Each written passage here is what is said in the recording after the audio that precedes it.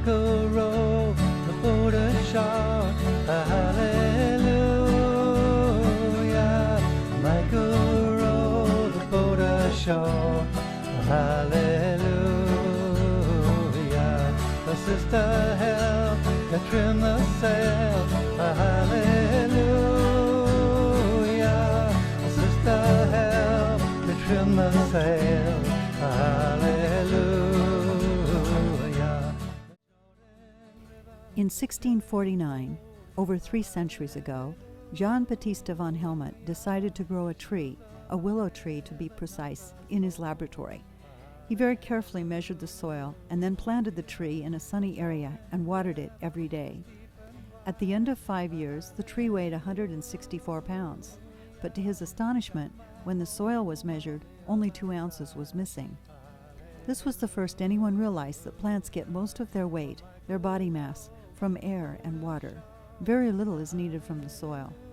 After we discovered that plants only took a few ounces of minerals from the soil, generations of scientists have tried to discover just what those minerals were, and through their efforts we have learned about what the plant requires. A plant needs 16 elements to survive. 3 of these, carbon, oxygen, and hydrogen, the plant gets from air and water. Only a very small amount of the remaining 13 minerals is required, and the plant gets these from the soil. After many decades of further research into plants, we know what the other 13 are, and we know what quantities they are required. A hydroponic nutrient makes use of this rich history, and we now can grow plants without the soil. Dr. Garrique, a professor at University of California, Davis, is the first person in modern times to start growing plants without soil. He started publishing his results in the 1930s, and the science and the industry of hydroponics was born. In our hydroponic gardens, we use a plant nutrient similar to that used in large-scale commercial greenhouses. Currently, there are hundreds of hydroponic nutrients available for sale. Each of these have slightly different formulas and usually come either as a liquid form or a dry powder. The commercial hydroponic nutrients are mixed with water according to a recipe.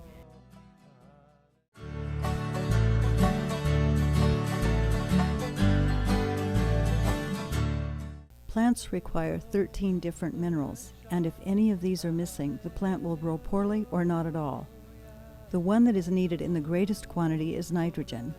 The plant uses nitrogen in the green of the leaves, so if you see plants whose oldest leaves are yellow-colored, not green, the plant probably has a nitrogen deficiency, not enough available nitrogen at the plant's roots. The reason it is the oldest leaves that turn yellow and not the youngest is that nitrogen is mobile in the plant. If the plant does not have enough at the roots or none in its water supply, it will take it from the oldest leaves and give it to the youngest new growth, keeping the young leaves green. Even though most of our atmosphere is nitrogen, plants cannot use this gaseous form. They need nitrate ion or ammonia ion in the soil, so our plant food must be in either of those 2 ion forms. We have found 2 ways to supply this nitrogen for the plants. The first is man-made or chemical-based fertilizers, and the second is organic fertilizers. These 2 methods of fertilizer are used in food crops grown in soil and for hydroponic culture. When I get to heaven, gonna sing and shout, hallelujah. Nobody there gonna turn me out, hallelujah. How a dry nutrient works is that the inorganic fertilizers act like table salt when put in water.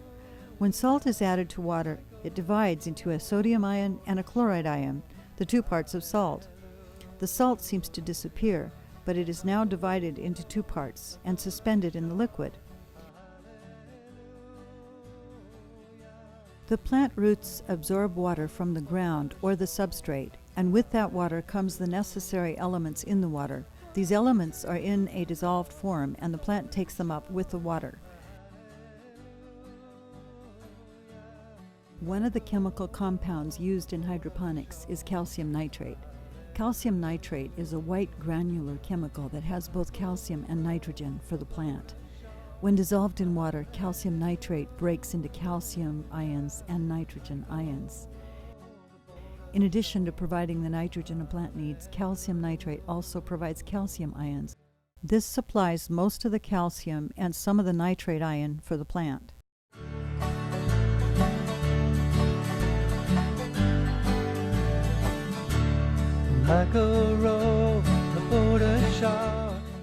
The calcium in the plant is immobile, so it shows up in the youngest leaves.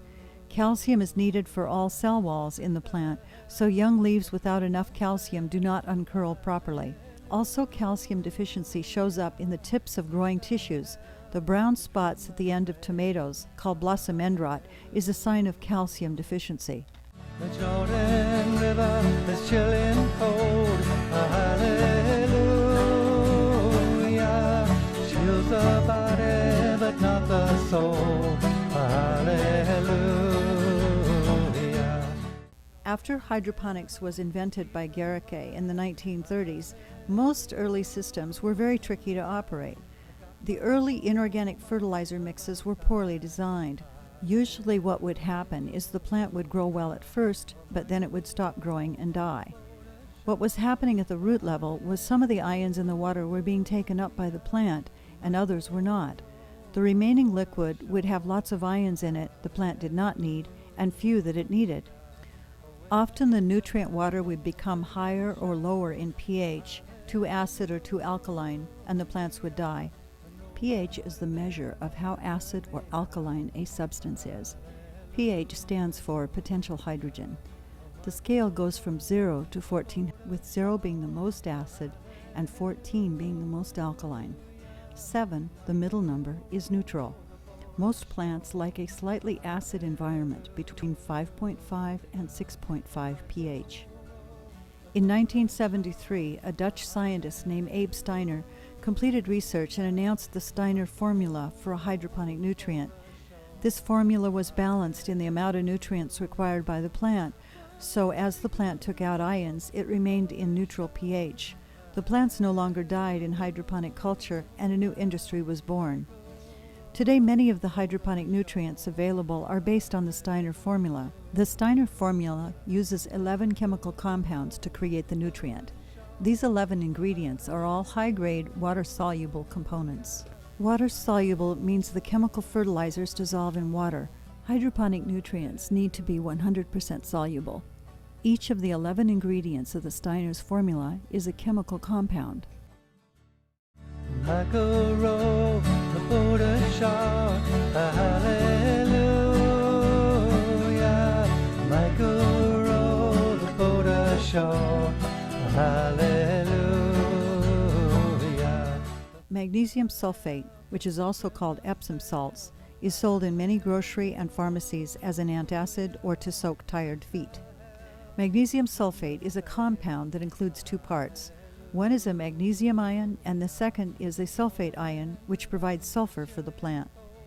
Magnesium sulfate is added to the water in a very small quantity, usually a half teaspoon per 8 gallons of water. When the magnesium sulfate is added to the water, it dissolves into magnesium ions and sulfate ions that the plant can use. Magnesium is crucial for the plants to do photosynthesis, to capture energy from the sun and change it to sugar. The plant part that does this is chlorophyll, the green liquid substance inside the plant leaves. Our magnesium is part of chlorophyll, and if the plant does not get enough, it will suffer from magnesium deficiency. Magnesium deficiency first shows up in the older leaves of the plant. The leaf part gets yellow, but the veins are still green. The leaf turns brittle and starts to turn brown at the edges. The other nutrient in magnesium sulfate is sulfur. Sulfur is immobile and doesn't move from the oldest leaves to the youngest, so the deficiency first shows up in the youngest tissue on the plant. The young leaves are yellowish and turn upward. Michael Rowe, the border shore, hallelujah. Another ingredient of the Steiner formula is monopotassium phosphate, which supplies potassium and phosphate to the plant. Potassium deficiency is first seen in the older leaves. The tips of the leaves turn yellow and the edges of the leaf turn brown, and then they start to die. Sometimes the leaves take on a bronze cast. Michael Rowe, the boat ashore. Hallelujah. Oh, Michael row the boat ashore. Hallelujah. Phosphorus deficiency is first seen in the older leaves. There is a deep purple cast to the undersides of the leaves and veins. Phosphorus is very important for root growth and root crops.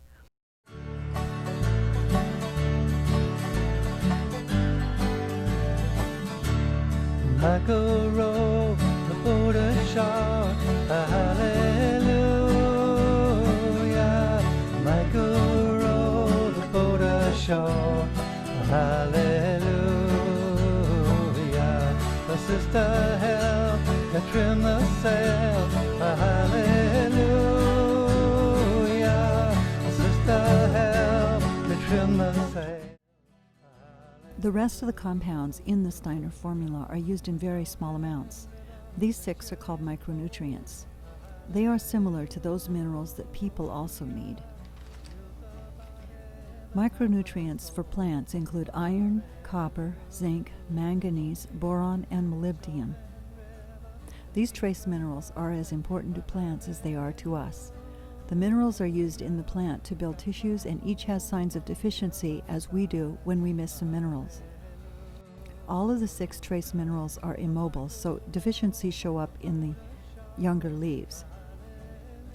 Iron deficiency is first seen in younger leaves. The leaves turn yellow, then white. Iron deficiency is common in waters that are too alkaline, so the pH of water is important for iron. Manganese deficiency is first seen in younger leaves.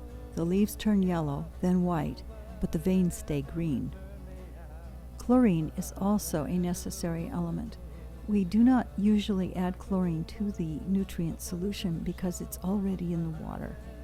Zinc deficiency is first seen in younger leaves.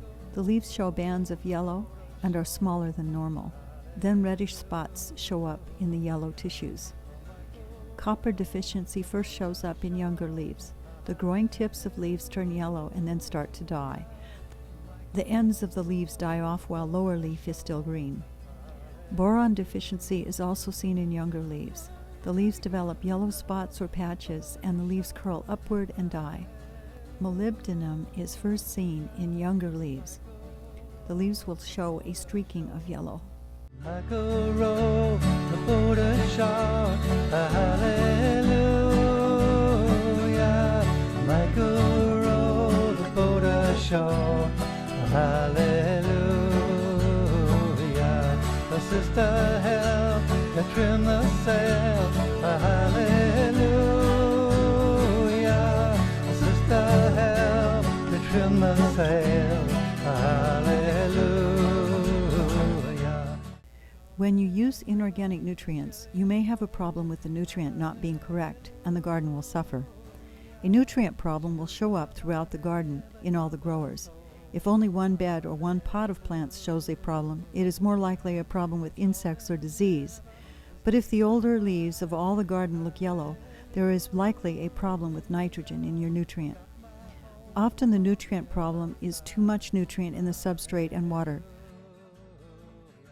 It is important to follow the recipe, because if there is too much nutrient in the water becomes too salty and the plant roots cannot absorb the nutrients or the water. So the first step in solving a nutrient problem is to flush the system. All bed growers with substrate need a heavy dosing of pure water without nutrients to flush any excess nutrients out the drain hole. After the nutrient water is flushed from the beds, any extra nutrient water still not used should also be discarded or used on soil-based plants. You do not have to identify which nutrient or mineral is absent from the plants to solve the problem. Look to see if the suffering plants are in all types of substrate or just one type. If the problem is in only one type of substrate, the problem is likely to be an interaction of that substrate and that nutrient. If possible, do not use that substrate with that nutrient. Before you mix more nutrients, stop to consider if you're using the right teaspoon to measure the nutrient into the water. Have you changed suppliers of nutrient? Has anything changed? Hallelujah. Michael row the boat ashore. Hallelujah. Whatever the recipe for nutrient in water, we reduce this amount in the summer months. In the summer, when the weather is hot, the plants pump water through their systems partly to cool their leaves. Because they need more water, we cut our amount of nutrient in the water in half. So while we used 1/8 teaspoon per gallon in the spring and fall, we reduce this to 1/16 of a teaspoon in the summer. We also reduce the strength of the nutrient to 1/2 for seedlings. Just like small children, they are smaller and require less food. While nutrient water is used for the garden for 6 days a week, every Sunday or once a week we give the garden pure water or water without nutrients. This flushes the garden once a week. This is important because excess nutrient can build up in the substrate and finally cause the plants to suffer. In the beginning, as a garden is first started, there are things that can go wrong.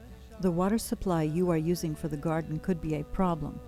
Water from lakes and creeks can be polluted with sewage, animal wastes, and agricultural runoff. This type of water is unsuitable for the garden and the plants will suffer.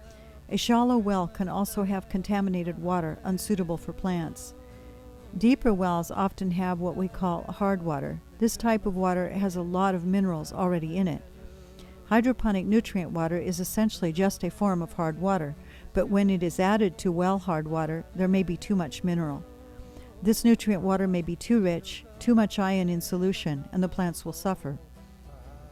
The amount of minerals added to the water, dissolved in the water, is a water quality measure of parts per million, or ppm. If this number gets too high, say 4,000 ppm, the plants will suffer. Most plants grow best at 400 ppm to about 4,000. The reason the plants suffer is the water is now too salty and the roots cannot get the water and the nutrients. Too much mineral in the nutrient water is not good. Rainwater is one of the best forms of water to use in hydroponics. It usually has a good pH of about 6.5 or slightly acid. Water has a pH, and some waters will be too acid or too low in pH or too alkaline with too high a pH for use. These waters will be difficult to use in hydroponics unless the pH is corrected. There are test kits to check the pH of your water and a pH up or a pH down to correct the water. There are a few problems that can occur with plants as they start to bear fruit. If the ends of the tomatoes look brown and rotten, it's called blossom end rot, and it's caused by a lack of calcium. This can be corrected by adding calcium nitrate to the water or spraying the plant leaves with calcium nitrate. The root vegetables can have dark spots, and this is usually caused by a phosphorus deficiency. It can be solved by adding monopotassium phosphate to the water. You can create a special blend of nutrients to match your own water supply, your substrate, and the type of vegetables you're growing. In inorganic nutrients, we tend to use 3 basic types of nutrients: a grow, a root, and a bloom. These are used for different plants and for different phases of a plant's life. The grow nutrient has a higher amount of nitrogen.